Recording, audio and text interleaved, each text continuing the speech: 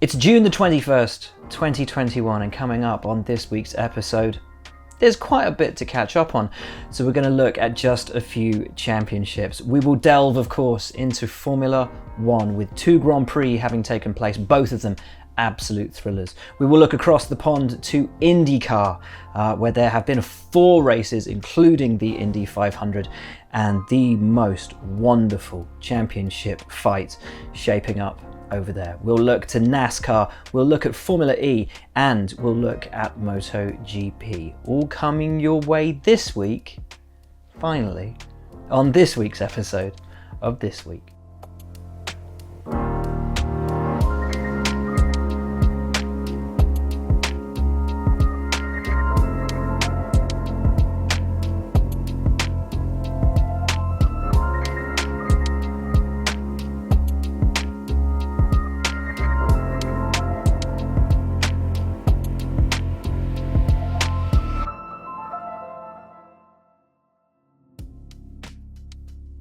Hello then folks, and welcome back to This Week. Welcome back to my channel. I know it's been a while, hasn't it? My apologies for just dropping out, but needed to take a bit of time, take a bit of space, and just completely switch off. I know every week I say I appreciate your comments and I appreciate your messages, but there were a lot of comments and a lot of messages that made their way to me after the last few weeks, and really, genuinely, they meant the world. And you know, it's at those kind of difficult points where those messages and that support really means the most. So I appreciate, genuinely appreciate it massively. But renewed, refreshed, reinvigorated, looking forward to getting back to work.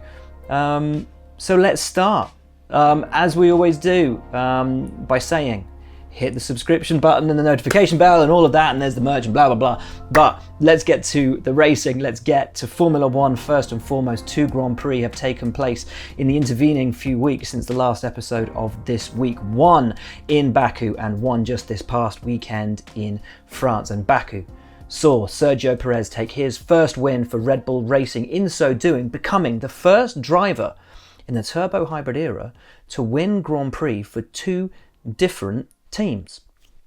Quite a statistic. Absolutely amazing. Thoroughly deserved it. Yes, okay, Verstappen was robbed of the win by that tyre failure late in the race that brought out the red flags, but had Sergio Perez's pit stop actually gone a little bit better, he may have jumped Verstappen in the order anyway.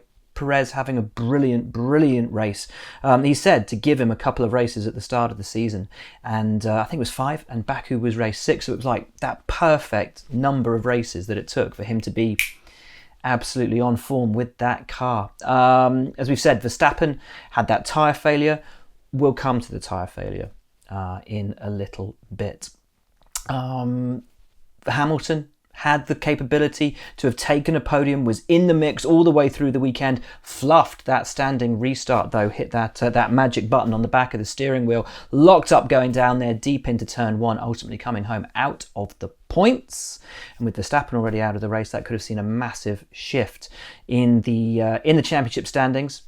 That it didn't. Bottas was out of the points all the way through the race and not looking happy, not looking confident at all. Second place on the day then went to Aston Martin, their first ever podium in Formula One, and it went, of course, to Sebastian Vettel, who'd had a great race, loved that track, did really well there. I think has scored more points on that circuit now than any other driver in Formula One. Third place coming to Pierre Gasly, who I have been saying would be on the podium at some point throughout the season.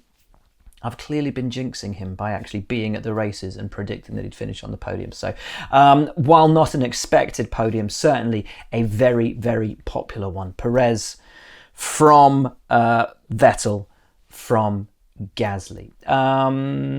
Leclerc and Sainz both came home in the points as well for Ferrari, as did the McLaren duo. Yuki Tsunoda was in the points, and Kimi Raikkonen. Now, let's talk about this tyre issue, which saw Lance Stroll and Max Verstappen retire from the race. Pirelli said, give us some time, we need to look into it, need to investigate what's gone down with the tyres. They worked with the teams collaboratively to try and find out what had happened. They looked at all of the data, they came back at the end of it and said it's nothing to do with the construction of the tyre. Tyres were fine. But it's also nothing to do with debris on track, so the tyres haven't had a cut or anything like that. Okay, so Pirelli, mitigating factors on track, seemingly absolved of blame. Therefore, it's the team's fault, right? Wrong, not the team's fault, because the team said we've done everything that we needed to do as per the regulation, as per the recommendations from Pirelli as well. We are completely legit and we're good. So Pirelli say it's not their fault. They also say it's nothing to do with debris. The team say it's not their fault. So whose fault is it? Ultimately, it ended up being one of these very F1 type scenarios where everything is good as per the regulation, but there was the potential that something might have been happening which is okay by the regulation, but not okay as per what would be the ultimate optimum running conditions. In other words, it's down to the wording of the regs, because the regs only have the wording down there about what the starting conditions for the tyre needs to be in terms of temperatures, in terms of pressures, all that kind of thing. So potentially in the race, maybe some teams were operating the tyres in a certain way that allowed those temperatures, those pressures to change, to adapt under race conditions and not be where they were when those tests were applied. Certainly, the technical directive that was imposed by the FIA after Pirelli's findings gave us more information about what they and Pirelli believed had been going on than did the wording of the report and the wording from the teams themselves. So whatever may or may not have been going on, that technical directive brought in by the FIA to really sort of draw a line underneath it, which is interesting because apparently there's no real way to determine what's going on with the tyres during the Grand Prix, despite the fact my road-going Mercedes will shout at me if my tyre pressures drop while I'm driving down the motorway.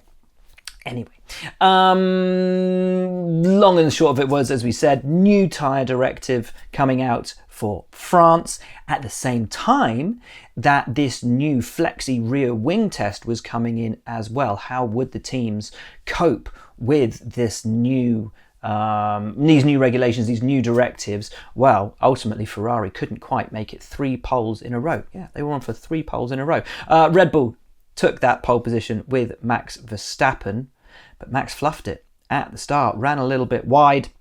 Lewis Hamilton inheriting the lead, but ultimately it was Verstappen who would take the win with a really smart bit of strategy from Red Bull, or was it Mercedes who got flat-footed with the strategy? That's still being unpicked after the race. But it was Max Verstappen who took the win, making it 3 Red Bull wins in a row for the first time in the turbo hybrid era. They did a fantastic job. Mercedes ultimately choosing to stick to the 1-stopper, Red Bull shifting it to the 2-stopper and having to pull Verstappen from the lead in order to make that 2-stop strategy work. Bit of a payback for the Spanish Grand Prix, of course, when Mercedes turned the 1-stop into the 2-stop and Red Bull couldn't react. Red Bull, I think, taking a bigger gamble here because they actually, as we said, they took that 2-stop strategy from the lead rather than from that second place. So it worked despite the sacrifice, and a great race win for Red Bull Racing. Lewis Hamilton coming home in second, Sergio Perez coming home in third. So it was a double podium on the day for Red Bull Racing. Horrible day for Valtteri Bottas. His frustration clear on the radio to his team, and one wonders whether that reflects, as we've seen all the way through the year, shoulders hunched, not necessarily all that happy looking chappy Valtteri Bottas, are his frustrations with the team and the rumour mill that flies around his potential replacement at Mercedes for 2022. Is that all bubbling to the surface now? He finds himself 5th in the Drivers' Championship behind Lando Norris, who had another great race coming home in 5th place in the Grand Prix. It's Max Verstappen who leads the Formula One World Championship by 12 points from Lewis Hamilton. Sergio Perez now up to 3rd. As we said, Bottas coming home in 4th in the race. It was Lando Norris just behind him. Daniel Ricciardo just behind his teammate, Lando Norris, at the checkered flag. Gasly, a brilliant 6th. Alonso, an excellent... Gasly was 7th. Alonso, 8th. And then the Aston Martin duo coming home in 9th and 10th, which was a good result, good run from them. Also a good run from George Russell in 12th place, finishing ahead of 5 cars that you would normally expect him to finish behind, given the overall competitiveness and sort of where we would expect to see the teams and the cars finish, particularly on a day when there were no retirements. The championship now moves on to Austria, as do I, flying out on Wednesday for the Austria doubleheader. Can't wait for that. Personally, can't wait to get back to a racetrack and to see what happens in Austria. As Red Bull said, going into France, if we can beat Mercedes there, we can beat them anywhere. Channeling Frank Sinatra, kind of. Yeah. Wow, we got a proper championship shaping up in 2021 in Formula 1. Bloody hell, 9 minutes on Formula 1. Right, you see, I told you we should only stick to a few championships because there's an awful lot to catch up on. So we'll move straight away to IndyCar and the Indy 500, which saw Helio Castroneves join a very limited and extremely talented group of legends. They are legends in IndyCar. He's joined AJ Foyt, Alan Senior and Rick Mears in becoming a 4-time Indy 500 champion, and it was a beautiful win for him and Meyer Shank Racing. The race itself, the Indy 500, was pretty incredible. 361 passes in the field, including 35 for the lead, with only 3 retirements. Yep, 30 cars saw the checkered flag from the field of 33. It was also the fastest Indy 500 in history, a new record. In the double points scorer, because you do get double points for the Indy 500, Alex Palou was second, ahead of Simon Pagenaud, and critically ahead of Patricio O'Ward, because this championship fight between these young hot shoes, Alex Palou and Patricio O'Ward, is intensifying weekend by weekend. We'd move on to Belle Isle for the doubleheader in Detroit, and Marcus Ericsson scored his first IndyCar victory, and all of the winners that far into the season were different winners. Could we have another different winner going into the next race? Well, Joseph Newgarden looked like he was going to take the win to continue that run of new winners, but hadn't quite accounted for the blistering pace of Patricio O'Ward, who had finished on the podium in the first race in Belle Isle, had been on the pole, and on the 2 restarts at the end of the race, oh my word, was electric. Absolutely electric. He became the first 2-time winner of the 2021 season, and in so doing also took the championship lead in the IndyCar standings. That lead in the standings, however, would last for just 1 week, as yesterday at Road America, it's Palou who became the second 2-time winner of the season with his second win of the season. Herta was second, Power was third, but the story once again, just as it had been for the second race in Belle Isle, was heartbreak for Joseph Newgarden, who had done everything right again, but was denied by gearbox gremlins. O'Ward finished that race down in 9th though, so Palou takes a 28-point championship lead into the next round at Mid-Ohio. Bang, we are smashing through these. Right, on to NASCAR. In the Cup Series, we have got the Coca-Cola 600, the Toyota Save Mart 350, and the Ali 400 to look back on. And it's pretty easy to tell you the results because Kyle Larson won every single one of them. He's on the most incredible run of form. In the last 6 races, he had 3 second places in a row, 3 wins in a row. Absolutely smashing it. Chase Elliott took 2 seconds with Ross Chastain runner-up in Nashville, as Busch, Truex Jr.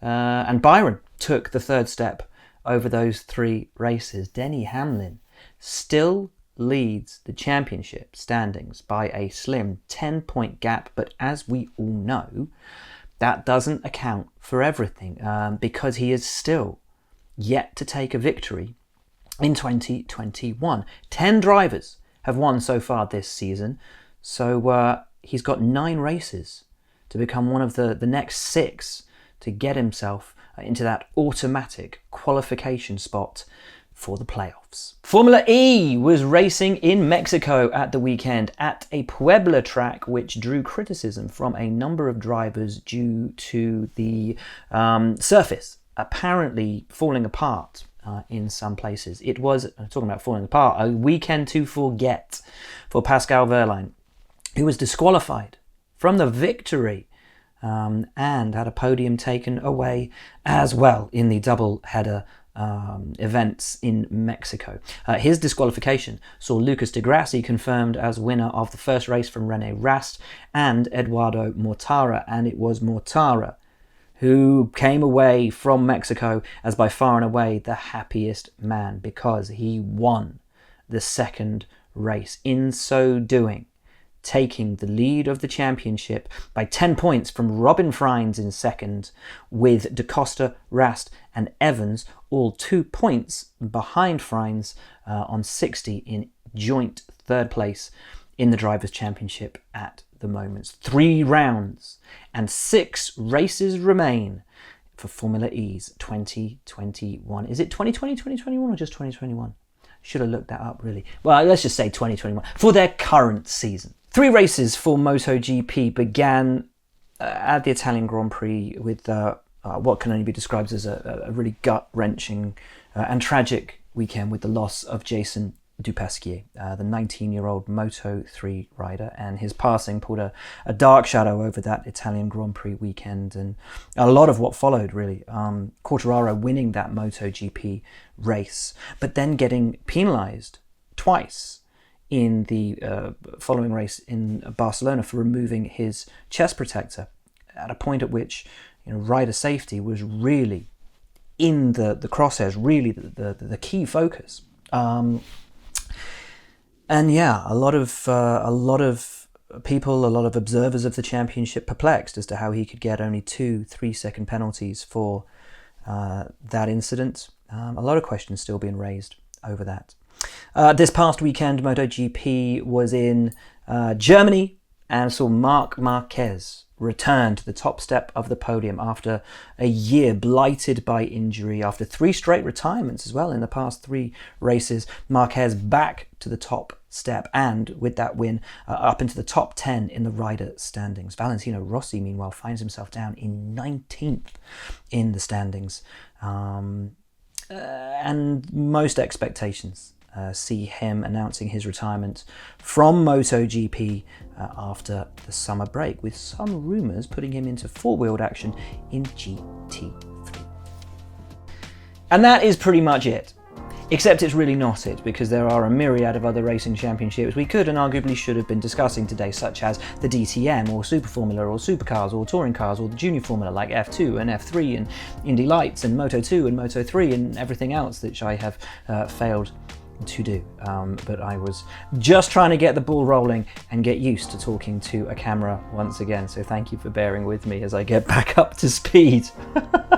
It's been a really nice few weeks off. I have completely detached, so I need to reattach, refocus, because yeah, back off to Austria in a few days. As I said at the top, I am so massively appreciative of those of you who've reached out and sent kind messages. They mean the absolute world. They really, really do. And now I think it's probably time that I sign off, and I've forgotten how to do it. What do I say? Yes, we'll, next week, this week, something. Yes, exactly. We'll see you next week for the next edition of This Week. See you later, folks.